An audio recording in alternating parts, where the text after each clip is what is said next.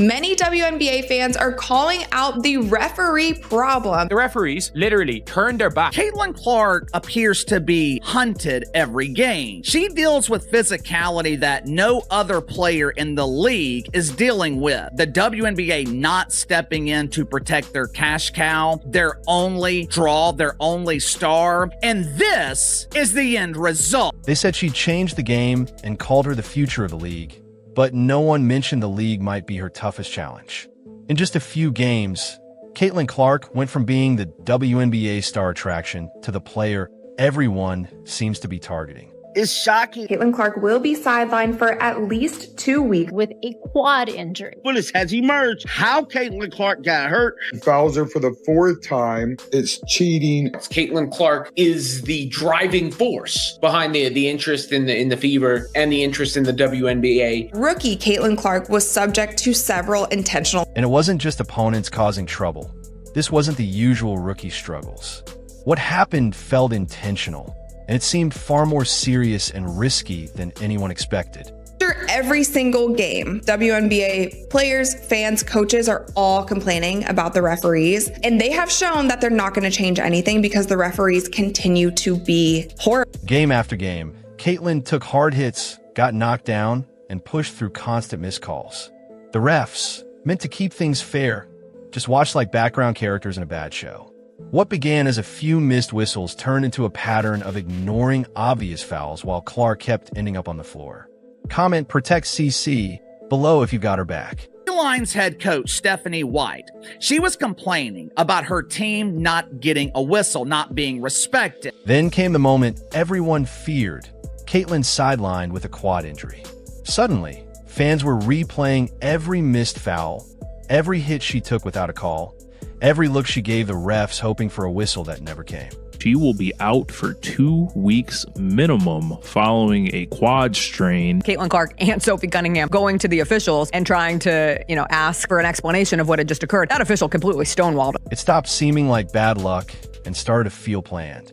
And right when the outrage hit its peak, boom, new reports dropped, exposing just how flawed the officiating system really is. It's a WNBA problem, and as more and more eyeballs are watching this league, it becomes growingly an issue. The officiating feels you never have a true grasp on what it's going to be. Turns out, a good number of the league's refs came straight from high school games, and they're not even making calls based on their own judgment. The league takes direction from a behind-the-scenes group of GMs, coaches, and stakeholders who decide how physical they want the games to get. He's not listening to them. They're not listening to the coaches. They're not listening to the players. They're not listening to the fans. They're listening to their stakeholders. That's why I keep saying nothing is going to change till the mindset and whoever's running all of this, the stakeholders, governance, whoever these people are. And Caitlin Clark? She's stuck right in the middle of this mess where power, pride, and money all crash together.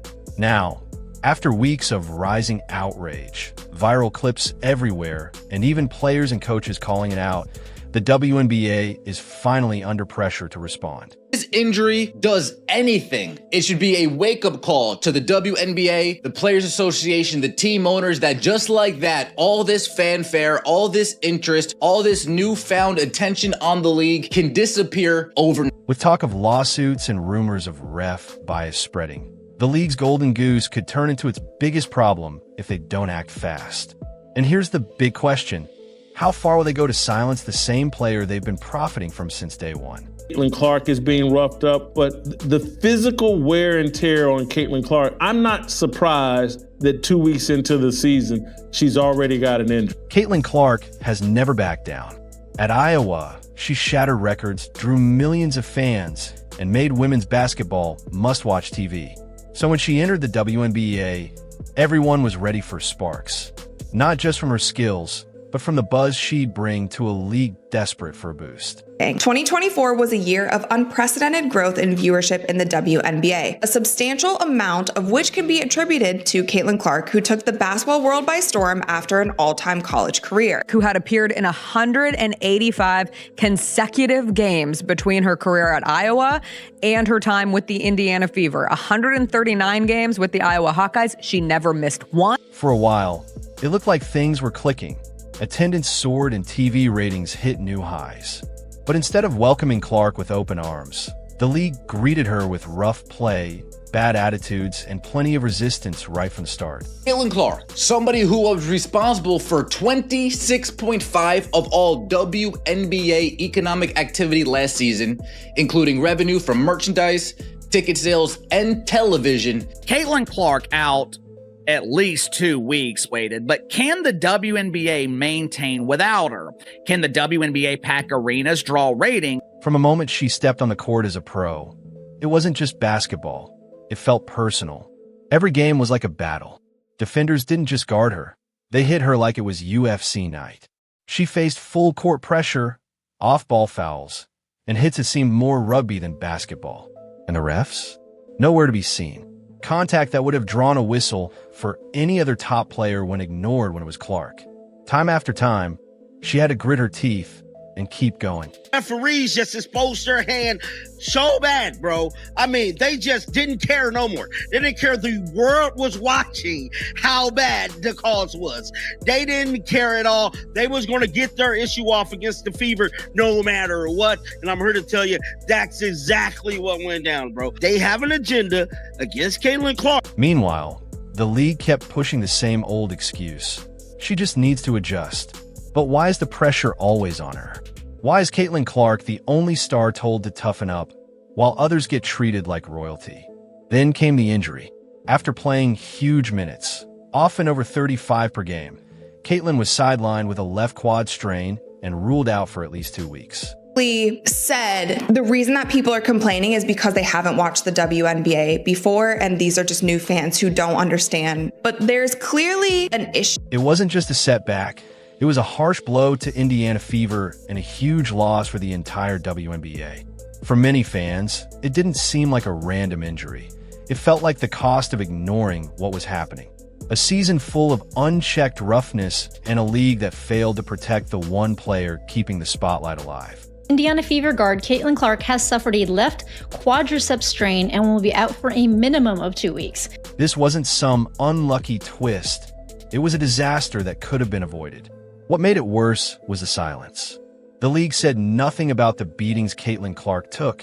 No statements, no apologies, just quietly adding her to the injury list.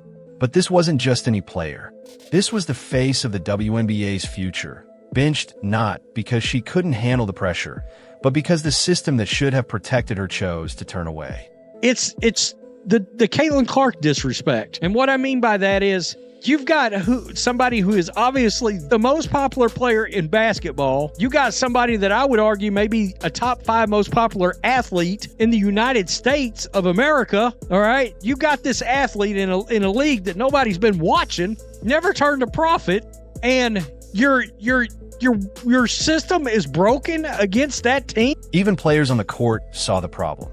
Caitlin's teammate, Kelsey Mitchell, gently urged her to listen to her body.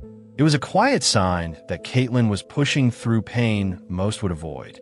Fans noticed, the media called it out, and now the big question is, why was the league's brightest star left so vulnerable, and who benefit from her being out? But Kelsey Mitchell said even if there is a injury, hopefully it's just, like a little nagging thing. And again, take care of your body and just make sure you I think recovery is everything.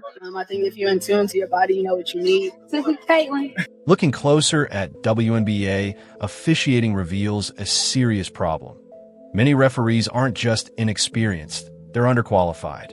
Some jump straight from high school games to the WNBA, skipping important steps like college or the NBA G League. These refs aren't seasoned pros. They're often figuring things out while handling the league's biggest and most intense games. That inexperience shows, especially when it comes to calling games involving the league's most talked about player, Caitlin Clark. Guys, and they do not talk about it here. And that's why I also don't want us to personally attack some of these referees. I think they're doing their job. If they're hiring referees who basically didn't have any experience but high school refereeing jobs, and then they did a stint in the G League, like these referees actually aren't. I gained and reconfirmed with myself that not much is going to change. But it gets even worse. These refs aren't just calling games on their own judgment. Behind the scenes, a competition committee made up of coaches, general managers, and other stakeholders decides how games should be officiated. These aren't neutral people. They have their own interests tied to certain outcomes. This isn't just a rumor. League insiders have confirmed it. Referees get instructions on how much physical contact to allow, which fouls to call, and what style of play fits the league's image. Not always what's fair. There's a committee for stakeholders, coaches, governors, and general managers, and that is saying what style of basketball they want to allow, and the referees are following that. Caitlin Clark's game shakes up the league's carefully controlled balance. She plays fast, draws massive media attention, and shines a light that unsettles the system in place. Her style clashes with the slower, tougher, more physical game the committee prefers. Because of this, she faces unfair treatment on the court and doesn't get the protection she needs. It took us halfway through the season. This year, it took us 4 games for Stephanie White to say, I've had enough. I thought she got fouled. I think it's pretty egregious what's been happening to us the last few games. Hits that would get instant whistles in the NBA or college games are ignored. No calls, no justice, just silence. And when Caitlin asks the refs why, she's met with cold indifference. This isn't paranoia. It's clear built-in bias. I see what's happening right here. That is a WNBA referee turning his back to Caitlin Clark and the Fever. Oh, my God. I mean, he literally got his back turned, ignoring Caitlin. I mean, this is bad. Ignoring Caitlin is getting worse. Time and again, she takes hard hits without calls, while even the smallest contact from her gets whistled immediately. Coach Stephanie White tried to challenge one of these calls during a key game, but a confusing rule stopped her, since she didn't have a full timeout, only a reset. The officials stayed protected, but Clark didn't. This messy rule enforcement doesn't just affect games, it breaks trust. I thought she got fouled. I think it's pretty egregious what's been happening to us the last few games. And I might be able to understand it if we were just chucking threes. And the disrespect right now for our team has been pretty unbelievable. So it's disappointing. This isn't just about a few mistakes. It's a broken system where refs don't answer to the game's fairness, but to hidden agendas. Caitlin Clark is being targeted not just by players, but by a system that wants to control the story instead of protecting its most valuable star. The only draw in your league, the only player capable of selling tickets, is potentially out for an extended period of time. What the hell are you gonna do now? The more we learn, the clearer it gets. The officiating problems aren't accidental. They're on purpose. The league may try to brush it off, but the backlash keeps growing. It's not just fans speaking up. Players, coaches, and analysts across the country are calling out the poor officiating, with Caitlin Clark right in the middle. This isn't about asking for special treatment. It's about standing up for fairness. In that situation. And I understand the frustration that I think comes the most with officiating is the inconsistencies of officiating. But listen, this is not unique to the WNBA. When refs keep missing obvious fouls on a star who's bringing record crowds, people start demanding answers. One of the most talked about moments came during the Fever versus Liberty game. With the game on the line, Clark drove to the basket and got clearly fouled by Natasha Cloud. Every replay showed it loud and clear, but no whistle, no call. The game ended right there. All right, when that foul took place, CBS said she's got a challenge left. Well, it didn't matter. She couldn't use it. Stephanie White could not challenge that foul call on Lexi Hull, the one that led to the game-winning free throws from Sabrina Ionescu, because she didn't have a timeout. You need a full timeout, not a reset timeout, to initiate the challenge. Now, my issue with that is it would have been nice if the CBS announcers hadn't even brought up the chat. Clark and her teammates quickly confronted the refs for answers, but got nothing. Officials just walked away. That sent a clear message to Clark and everyone watching. The whistle doesn't blow equally for all players. And this wasn't a one-time thing. Earlier, Coach Stephanie White tried to challenge a tough foul on Lexi Hull, but because she didn't have a full timeout, league rules blocked her challenge. Many fans thought White messed up, but actually, the system is set up to protect officials from being questioned. It's clearly a problem if it's not just one team. Also, by the way, it's not just the Indiana Fever. I know it's been the biggest story this week. Brittany Griner left a sideline interview to go yell at the ref. The players are left exposed while the refs hide behind rules and technicalities. Frustration isn't just in Indiana. Brittany Griner even stopped a live halftime interview to call out the referees on national TV. Other coaches have openly called the officiating disrespectful after games. These complaints aren't just emotional reactions. They're pointed critiques showing the rules aren't applied fairly, throwing off the game's flow. Still, the WNBA seems to ignore it, blaming the backlash on new fans who don't get the league's physical style. But that excuse doesn't hold up. The problem isn't how physical the game is, it's the inconsistency. Every time Caitlin Clark steps on the court, it's like the rulebook changes. She's called differently, faces rougher play, and when she pushes through, officials ignore the damage until she can't keep going. I did notice in the Liberty game, Caitlin Clark's shots were all very short. So it was showing that she wasn't like getting off and she was having a difficult time making those threes, and a lot of explosiveness from those 3-point shots does come from your leg. Now sidelined with a quad injury, Caitlin Clark stands at the center of a league controversy that won't go away. Those raising their voices aren't just defending her. They're exposing a culture that rewards silence and punishes greatness. Clark never asked for special treatment. She asked for the basic respect every player deserves. But the better she performs, the more resistance she faces, not just from opponents, but from the very system that's supposed to protect her. The backlash isn't fading. It's growing stronger because the league underestimated a force it can't control. Who had appeared in 185 consecutive games between her career at Iowa and her time with the Indiana Fever. 139 games with the Iowa Hawkeyes. She never missed one. Obviously, Caitlin's carrying a lot on her shoulders. A big star that is coming to a lot of these buildings. Fans aren't just watching anymore. They're paying close attention. The WNBA had a real chance to build its future around a once-in-a-generation talent like Caitlin Clark. She didn't just join the league. She energized it, filling arenas, breaking viewership records, and bringing in fresh fans excited to support the game. But instead of rising with her, the league seems to be struggling, holding on to old power structures and ignoring a clear truth. Fans see everything. They watch her get knocked down without any calls, saw refs meet and then walk away, and notice games being decided not by skill, but by officials choosing to look the other way. Now, those fans aren't just upset, they're taking action. Legal threats are growing, media is digging deeper, and conversations once kept quiet are now front-page news. The system is being exposed. But at the same time, the Fever were on the wrong end of some whistles, it seemed, in this game, and it's seemingly been that way for much of the season, and it's been a recurring theme where there's a level of physicality allowed against them, and they're not allowed to reciprocate on the other end. That particularly, of course, goes for Caitlin Clark. For too long, accountability in the WNBA has been a closed loop. Referees answer to committees, committees answer to stakeholders, and no one answers to the public. But that loop got broken by the spotlight Caitlin Clark brought. She didn't want controversy or to lead a movement. But when the whistles stopped and the hits kept coming, the league made her the symbol of the fight.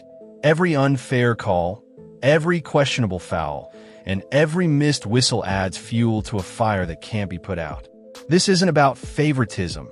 It's about protecting the game's integrity. What's happening to Clark sends a warning to every rising star and young fan watching.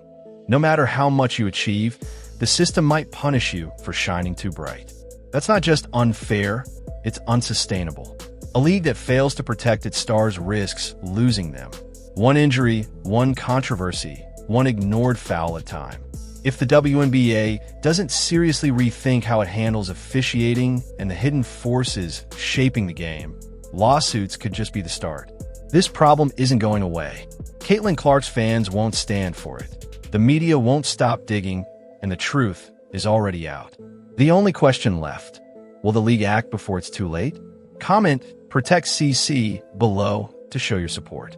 Like, subscribe, and turn on notifications so you never miss a beat. Click the video on screen, and we'll see you next time.